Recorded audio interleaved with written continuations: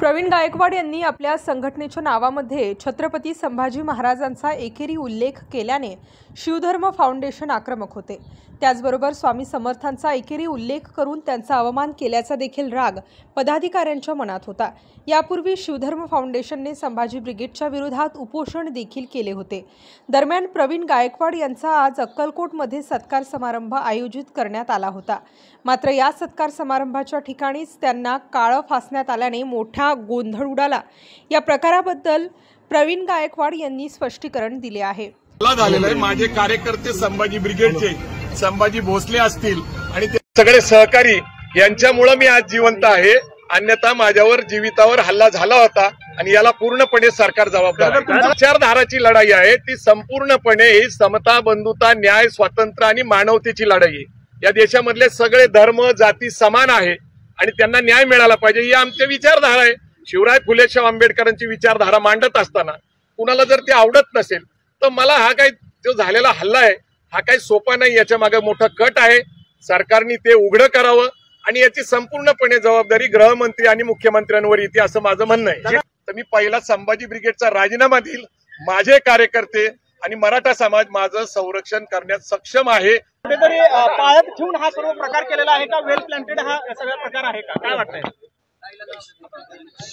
शिवधर्म प्रतिष्ठान याचे संस्थापक अध्यक्ष दीपक काटे आणि त्यांच्या सहकार्यांनी अक्कलकोट येथे जन्मजय राजे भोसले यांचा सन्मान माझ्या हस्ते होता। डॉक्टर शिवरत्न शेटे त्याचे प्रमुख होते आणि या चांगल्या कार्यक्रमाच्या निमित्ताने मी अक्कलकोटला गेलो होतो। अचानकपणे शिवधर्म प्रतिष्ठान फाउंडेशनचे कार्यकर्त्यांनी माझ्यावर काळं वंगण तेल टाकलं आणि त्यांनी माझ्यावर हल्ला केला। त्यांनी मला मारण्याचा प्रयत्न केला। ही गोष्ट खरी आहे, परंतु ही जी विचारधारा आहे ही विचारधारा तुम्हाला आठवत असेल की डॉक्टर पानसरेंचा खून झाला, डॉक्टर कलबुर्गेंचा खून झाला, डॉक्टर दाभोळकरांचा खून झाला, डॉक्टर गौरी लंकेशचा खून झाला। हा सत्ता काळ जो आहे या सत्ता काळामध्ये पुरोगामी विचाराचे कार्यकर्ते हे असुरक्षित आहेत। कधी कधी पक्ष फोडले जातात, पक्षांनंतर मग कार्यकर्ते फोडण्याचा प्रयत्न केला जातो आणि मग त्यांच्यासारखं कुठलीही गोष्ट करता नाही आली। एक सत्य विचारसरणीने आम्ही काम करतो। आमचा विचार जो आहे हा राज्यघटनेला अभिप्रेत असलेला समता, बंधुता, न्याय आणि स्वातंत्र्याचा आहे। या देशामध्ये मानवता प्रस्थापित झाली पाहिजे याच्यासाठी संभाजी ब्रिगेडचं काम चालू आहे आणि ते चालू राहणार आहे। परंतु दुर्दैवाने काही गैरसमज पसरवले जातात सामाजिक संघटनेबद्दल आणि मग अशा हिंदुत्ववादी विचारसरणीचे कार्यकर्ते माझ्यासारख्यावर हल्ला केला। मी याचा निषेध करणार नाही, पण एक निश्चित सांगतो की ज्यांनी पण हे घडवून आणले ही शेवटाची सुरुवात आहे, एवढं मी निश्चित सांगतो। संभाजी ब्रिगेडचा इतिहास सगळ्यांना माहीत आहे, संभाजी ब्रिगेडचं उत्तर देण्याची पद्धत माहीत आहे आणि राज्यकर्त्यांमध्ये मुख्यतः मुख्यमंत्री देवेंद्र फडणवीस हे गृहमंत्री आहेत आणि ज्यावेळेस आम्ही या कार्यक्रमाला पोहोचतो त्यावेळेस कुठल्याही प्रकारची पोलीस यंत्रणा एवढ्या महत्वाच्या ठिकाणी नाहीये आणि अशा वेळेस मला असं वाटतं की जाणीवपूर्वक पोलीस यंत्रणा तिथं नव्हती का? काही ठरवून षडयंत्र घडलं होतं का? माझ्या जीविताला धोका होता का? तर मी माझ्या सगळ्या कार्यकर्त्यांच्या प्रेमाने आणि माझ्यावर विश्वास ठेवणाऱ्या बहुजन समाजामुळे आज मी जिवंत आहे आणि मला आनंद वाटतो की मला या पुढच्या काळामध्ये काहीतरी चांगलं काम करायची संधी असल्यामुळेच मला ही तुमच्या सगळ्यांच्या मुळे एक नवीन जीवनाची संधी मिळाली। जय जिजाऊ, जय शिवराय।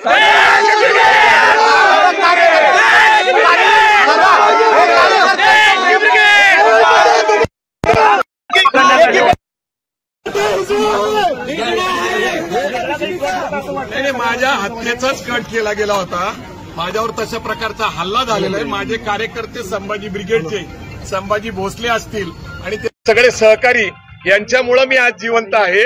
अन्यथा माझ्यावर जीवितावर हल्ला झाला होता आणि याला पूर्णपणे सरकार जबाबदार आहे। कुटुंबासोबत असताना अशा पद्धतीचा भ्याड हल्ला होता। आता कुटुंब बरोबर असलं काय? गौरी लंकेश तर स्त्रीच होती ना। तर जी विचारधाराची लढाई आहे ती संपूर्णपणे ही समता, बंधुता, न्याय, स्वातंत्र्य आणि मानवतेची लढाई आहे। या देशामधले सगळे धर्म जाती समान आहे आणि त्यांना न्याय मिळाला पाहिजे ही आमची विचारधारा आहे. शिवराय फुले शाहू आंबेडकरांची विचारधारा मांडत असताना कुणाला जर ते आवडत नसेल तर मला हा काय जो झालेला हल्ला आहे हा काही सोपा नाही. याच्या मागे मोठा कट आहे.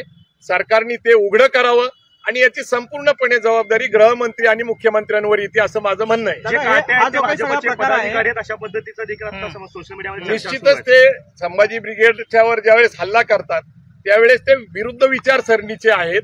हे निश्चित आहे ते भाजपचे कार्यकर्ते आहेत. ते शिवधर्म प्रतिष्ठानच्या नावाने काम करतात.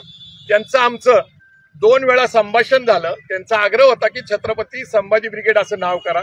तांत्रिक अडचण अशी आहे की सचिन कांबळे यांनी संभाजी ब्रिगेड ही जी संघटना आहे तिच्या पुढे छत्रपती संभाजी ब्रिगेड नावाने ऑलरेडी मुंबईमध्ये रजिस्ट्रेशन केलेलं आहे आणि धर्मदाय आयुक्ताकडे नाव बदल करण्यासाठी आपण आग्रह धरला तर पहिली ती संघटना एक तर ती रद्द केली पाहिजे किंवा त्या संघटनेबरोबर आपण सामावून घेतलं पाहिजे.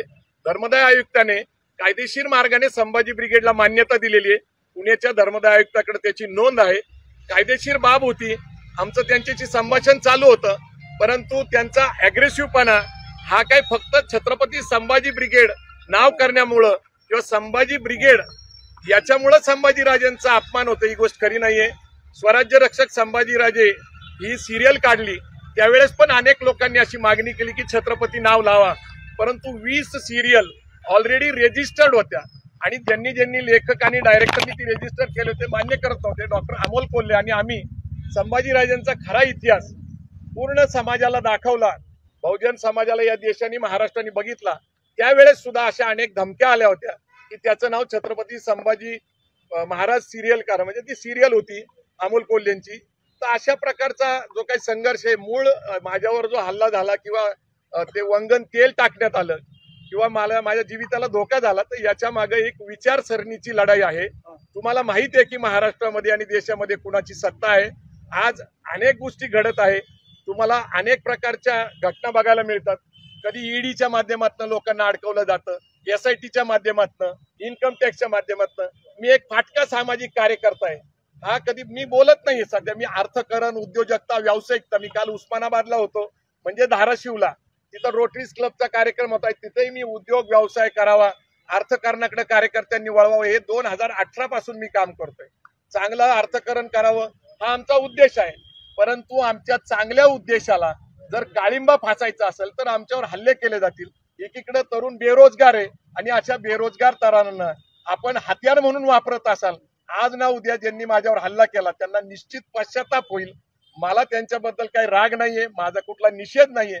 पण याच्या मागे जे षडयंत्र आहे ते 2 विचारसरणीचा जो संघर्ष आहे हा मूळ चर्चेचा विषय आहे. माझ्यावर एकट्यावर हल्ला झाला असं नाहीये.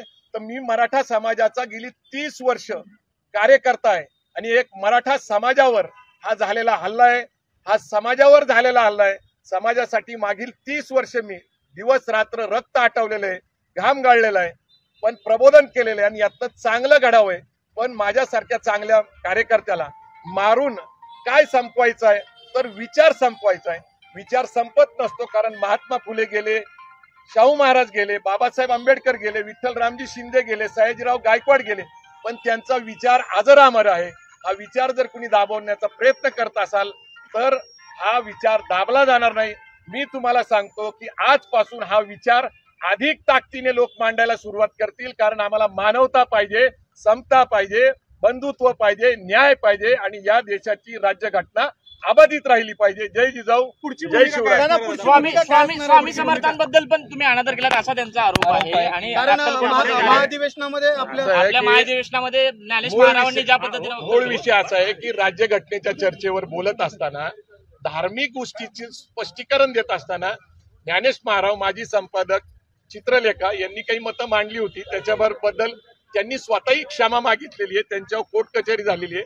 मला माहिती आहे की अक्कलकोटच्या विषयावर आमचा वाद झालाय पण आदरणीय जन्मेजय राजे भोसले तिथले प्रमुख आहेत, ते राजे आहेत आणि त्यांचा सन्मान जर माझ्या हस्ते करायची इच्छा असेल तर त्यांना माहिती आहे ना घडलेल्या घटना काय आहेत. त्यांनी स्वतःहून जर बोलवलेले मला राजेंनी आणि त्यांचा सन्मान करण्याची इच्छा आहे तर राजेंच्या कार्यक्रमामध्ये जायला पाहिजे. हा आपला स्वतःचा एक सन्मान आहे म्हणून मी तिथे गेलो होतो. अक्कलकोट स्वामींबद्दल जे काही ज्ञानेश महाराज बोललेत गेल्या वर्षी त्याच्याबद्दल स्वभाव झालेला आहे, चर्चा झालेली आहे, देवस्थानची चर्चा झालेली. आमचे अनेक प्रमुख कार्यकर्ते तिथं अन्नछत्राच्या ठिकाणी काम करतात.